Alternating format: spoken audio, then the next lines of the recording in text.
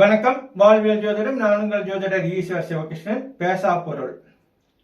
சில விஷயங்களில் நாம் மனம் விட்டு பேசுறதே இல்லை. அந்த பேசாதனால நிறைய பிரச்சனைகள் வர்றதை பார்க்கிறோம். அதுவும் இல்லறத்தில் கணவன் மனைவிகள் இப்ப பேசிக்கிறதே இல்லை. ஒரு காலத்துல குடும்பமா கூட்டு குடும்பமா வாழக்குள்ள நல்லது கெட்டது எல்லாமே நம்ம பேசணும். குழந்தைங்களும் நம்ம பெரியவங்க பேசுறது கேட்டு வளர்ந்தாங்க. தாத்தா பாட்டி மாமா சித்தப்பா பெரியப்பா அவங்களுக்குள்ள இருக்கக்கூடிய ஒரு உறவையும் பாச பிணைப்பையும் அவங்க எப்படி ஒரு விஷயத்தை அணுகுறாங்க, நல்லது கெட்டதை எப்படி எடுத்துக்கிறாங்கன்றதை நம்ம கல்லாமல் பாகப்படும் சொல்லுவாங்க.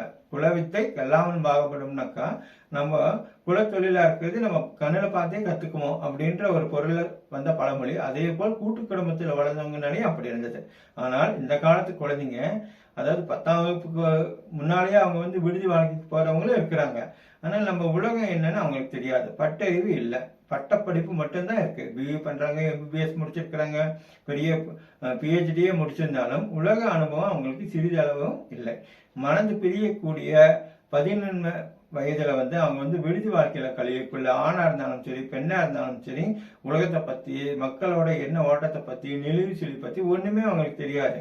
அவங்கள இல்லறத்துல இறக்கி விட்ட கடைசியில பெரியவங்கிட்ட எப்படி பேசணும், எந்த காரியத்தை அறிஞ்சு எப்படி செயலாற்றணும்னு அவங்களுக்கு தெரியாது. சாதாரணமா சமைக்கிறது கூட ஒரு தண்டனையாக கருதக்கூடிய பெண் குழந்தைகள் வளரக்கூடிய சமுதாயமாக நம்ம சமுதாயம் மாறிடுச்சு.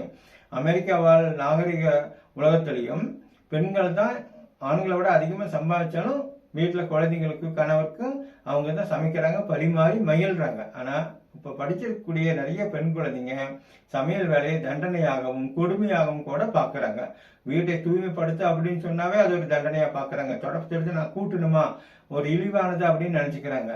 நம்ம எல்லா தொழிலையும் இழிவா பார்க்கக்கூடிய இழிவான மோசமான சமுதாயத்திலிருந்து நம்ம வந்தவங்க தான். இருந்தாலும் இந்த காலத்து குழந்தைங்களுக்கு படிச்சிட்டோம் அப்படின்ற ஒரு மமதைன்னு சொல்லலாம். ஆனால் அந்த காலத்துல படிக்காத பாட்டிக தோட்டத்திலையும் வேலை செஞ்சுட்டு 5-6 குழந்தைங்களையும் வளர்த்திக்கிட்டு வீட்டு வேலையும் செஞ்சிருக்கிறாங்க. இதை மனசுல யாருக்கும் படுறதில்லை. நாங்க படிச்சுட்டோம் சம்பாதிக்கிறோம்னு நினைக்கிறாங்க. இது பெண் குழந்தைகள் மேல் வைக்கக்கூடிய குற்றச்சாட்டாக நீங்க பார்க்கலாம். ஆனால் இதுதான் நடக்கிறது.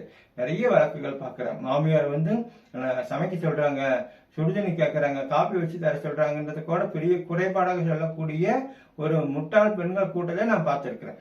அதே போல் பெண்ணுன்னு நம்ம வீட்டுக்கு வந்த கடைசியில் எல்லா வேலையும் செய்யணும் அப்படின்னு மாமியார்கள் நினைப்பதையும் தவறாக சொல்லுவோம். அதை பத்தி விரிவாகவும் நம்ம பேசுவோம். கண்டிப்பாக நம்ம கால சூழ்நிலை அனுசரிச்சுதான் நம்ம இப்ப நடைமுறைப்படுத்தணும். பேசா பொருள் இன்னும் நிறைய பேச போறோம்.